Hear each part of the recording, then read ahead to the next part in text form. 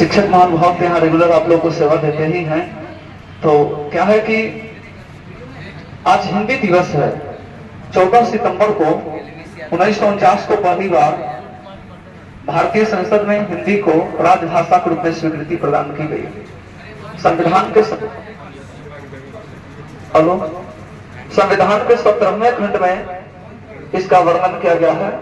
अनुच्छेद 112 और 121 के तहत इसे विशेष सम्मान देने के लिए प्रावधान भी तय किए गए हैं।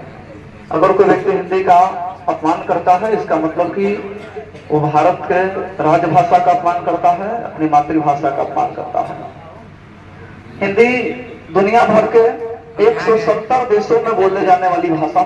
कि भारत में हिंदी तो राजभाषा है, हमारी मातृभाषा है, लेकिन विश्व भर के 170 देशों में हिंदी भाषा बोली लिखी समझी जाती है। ये हिंदी की सबसे बड़ी संपन्नता है। आज कोई भी कंपनी अपना एडवर्टाइजमेंट देना चाहती है तो उसके लिए उसको हिंदी के सदन में आना ही पड़ेगा। यही कारण है कि मोबाइल के एप्लीकेशन हो या जितने भी सॉफ्टवेयर टेक्नोलॉजी, वो सभी धीरे धीरे करके हिंदी वर्जन में भी आना शुरू कर गए हैं। लोगों को जानकारी होगी कि गूगल हिंदी में भी काम करता है, फेसबुक हिंदी और संस्कृत में भी अब काम करने लगा है। तो आने वाले दिनों में जितने भी सोशल साइट्स हैं सबको हिंदी से जोड़ने की जरूरत होगी। नहीं जुड़ेगा तो हिंदी के जानकार लोग उस एप्लीकेशन का, उस टेक्नोलॉजी का यूज नहीं करेंगे।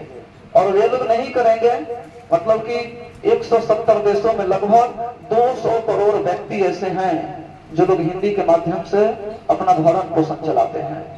तो 200 करोड़ लोगों तक अपना व्यापार फैलाने वाली सबसे बड़ी भाषा अगर कोई है तो हिंदी है। और क्या खासियत इसकी कहना, हिंदी और अंग्रेजी में तो जो सबसे ज्यादा बोले जाने वाली भाषा है उससे कंपेयर किया जा रहा है। इंग्लिश में कई कमियां हैं। आज भारत में इंग्लिश पढ़ने का बड़ा दौर चल रहा है। हमारा बेटा इंग्लिश पढ़ता, हमारी बेटी फलना सर के पास, उतना पेमेंट, वहां कॉलेज, वहां कोचिंग। मालूम है आपको ये जो ब्रिटिश इंग्लिश चल रहा है ना, अमेरिका में जाइएगा तो इंग्लिश का वैल्यू नहीं है। अमेरिकन इंग्लिश अलग है, चाइनीज इंग्लिश अलग है, जापानीज इंग्लिश अलग है, स्पेनिश इंग्लिश अलग है, लेकिन हिंदी सब जगह पर हिंदी एक है। इसका मतलब समझ आ रहा है कि इंग्लिश पढ़ेंगे जापान में तो आप जापान में ही नौकरी पाएंगे, भारत में करेंगे तो भारत में नौकरी पाएंगे, नहीं तो थोड़ा एक्स्ट्रा ट्रेनिंग लेना पड़ेगा आपको। जबकि हिंदी अगर आप दुल्हन वगैरह में पढ़ लेते हैं तो 170 देशों में आप वही हिंदी का व्याकरण चलाते रहेंगे जो आज यहाँ पर चल रहा है। यह है हिंदी की वैभवशाली गरिमा। दूसरी बात और क्या है, हिंदी के विषय में जैसा बोला जाता है वैसा लिखा जाता है। हिंदी की केवल एकमात्र लिपि है देवनागरी। जबकि इंग्लिश के लिए कोई बच्चा को कुछ ना आता है तो इंग्लिश इसलिए सीखने लगता है क्योंकि ये नारियल का पेड़ है। अगर किसी को ट्रांसलेट करना है दिस इज कोकोनट ट्री, क्या करना है, उसको स्पेलिंग नहीं मालूम है कोकोनट का, CO अगर दिया कुछ हो लास्ट में बुझाए। ट्री का फोटो समझे, आधा फोटो से समझे, आधा अक्षर से समझे, आधा बोलने वाले के एक्सप्रेशन से समझे। 3 एंगल पर दिमाग लगाया जाए तब इंग्लिश समझेगा। जबकि हिंदी तो आसान है जी, यह नारियल का पेड़ है, ठीक ना, देवनागरी लिपि में लिखे जाने वाली भाषा है। तो हिंदी का प्रचार हम नहीं कर रहे, हिंदी की संपन्नता बतला रहे हैं। प्रचार उसको करने की जरूरत है जिसका मार्केटिंग नहीं चल रहा हो। हिंदी क्या चलेगी, ये तो लोगों को चलाने वाली भाषा है। हिंदी हमारी मां है, ये पोषण की भाषा है, शोषण की भाषा नहीं है। और इंग्लिश पोषण की नहीं, इंग्लिश शोषण की भाषा है। तो इसलिए इंग्लिश और हिंदी का कंपेयर अगर किया जाए तो आज हिंदी बहुत संपन्न समझ में आ रहा है। सभी लोगों को हिंदी जानने की जरूरत है। बिना हिंदी जाने हुए आज आप कुछ नहीं कर सकते। जानने लीजिए कि अभी जो आप लोग पढ़ाई कर रहे हैं ना, यह है NCA 2005 नेशनल करिकुलम फ्रेमवर्क, राष्ट्रीय पाठ्यचर्या की रूपरेखा 2005 के तहत आप सभी लोगों को क्लासेज अभी चलाए जा रहे हैं। जबकि भारत सरकार की मान्यता है कि NEP 2020 नई एजुकेशन पॉलिसी, नई शिक्षा नीति 2020 के तहत 2030 तक भारत के प्रत्येक राज्य के लोगों को एक विद्यालय को नई शिक्षा नीति के तहत पढ़ाया जाएगा, जिसमें बच्चे को पढ़ाई के माध्यम क्या होंगे, तो मातृभाषा में पढ़ाया जाएगा। आने वाले दिनों में हमें संभावना है कि 2040 तक पूरे दुनिया में बोले जाने वाली भाषा नंबर 1 हिंदी हो जाएगी, जबकि अभी तो 5वें नंबर पर है। भारत का GDP ग्रोथ रेट भी देखा जाए तो 5 रेटिंग है।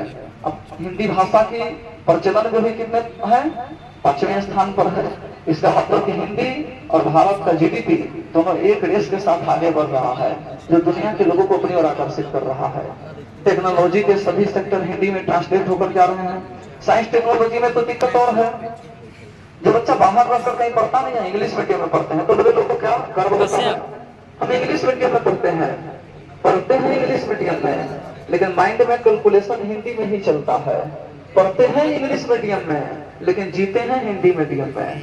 पढ़ते तो हैं इंग्लिश मीडियम में, लेकिन एक बात जान लीजिएगा कि साइंस के लिए कोई लैंग्वेज मैटर नहीं मैच करता। साइंस के लिए एक कॉन्सेप्ट होता है, साइंस के लिए एक मेंटली लेवल होता है, साइंस के लिए थियोरेटिकल नॉलेज की आवश्यकता होती है, जो सभी लैंग्वेज से हट करके है। एक ऐसे भी मिस्त्री मोबाइल का रिपेयरिंग कर लेता है जो बोलना नहीं जानता है, जो लिखना नहीं जानता है, मतलब क्या ना, उसका माइंड का लेवल है, वो लैंग्वेज अलग है। कंप्यूटर मात्र 2 ही लेटर को समझता है, और आप इस कंप्यूटर के बाइनरी नंबर जिसको कहते हैं, जो मात्र 2 अंकों के आधार पर पूरे कैलकुलेशन करते हुए सेटअप को लेकर के चल रहा है। और भारत में हिंदी की क्या कहना, इसके लिए तो बहुत सारे अक्षर हैं, बहुत सारे ग्रंथ हैं, बहुत सारी लिपियां हैं, 172 विद्वान हैं। एक व्याकरणाचार्य हुए थे राजेंद्र सिंह, उनके जन्म पर ही 14 सितंबर को हिंदी दिवस हर साल मनाया जाता है। एक खुशी है कि ऐसे किसी को भले कोई इंस्पायर ना समझे, लेकिन हिंदी के दिन जन्म हो जाए, हिंदी दिवस के दिन, तो हिंदी कुमारी हम लोग यहाँ चलता है कि अगर कृष्ण जन्माष्टमी के दिन किसी का जन्म हो जाए तो कृष्ण भगवान के पर्यायवाची पर उस लड़के का नाम रखा जाएगा।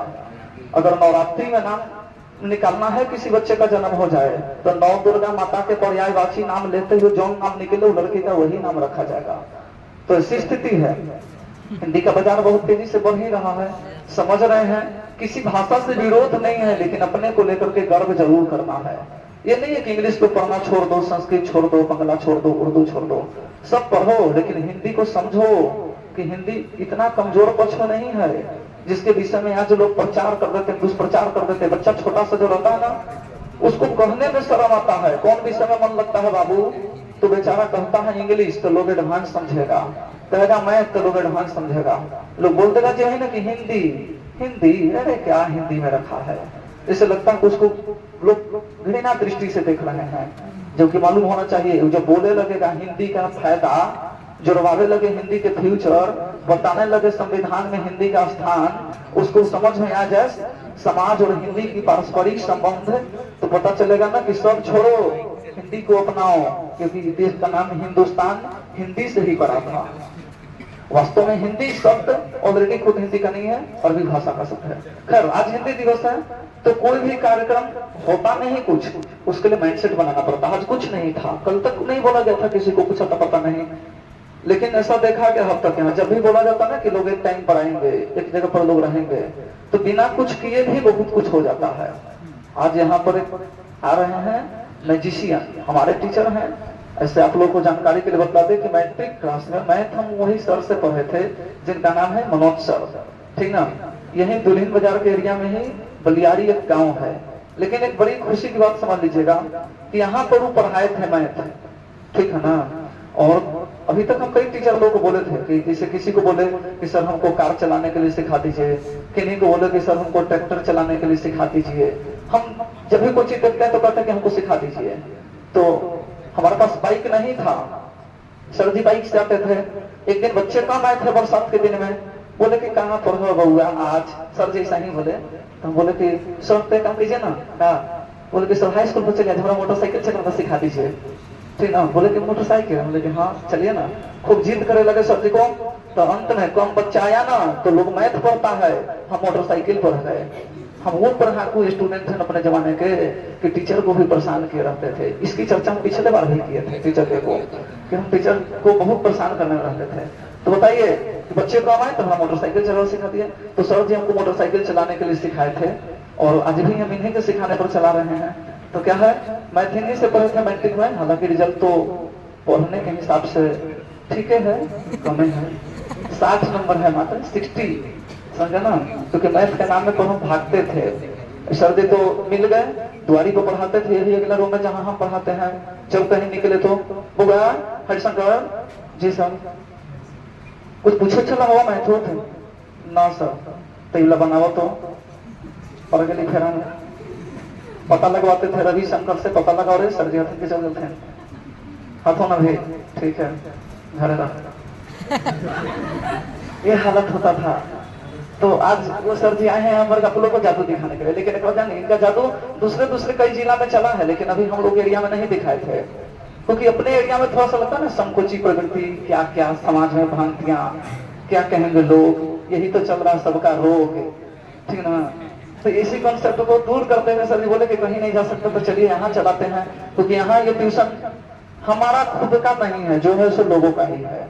इसीलिए सर जी बोले कि बुआ हम जादू शुरू किए हैं। बोले कि सर जी ये जैसे कृपा बरसाना चालू कीजिए।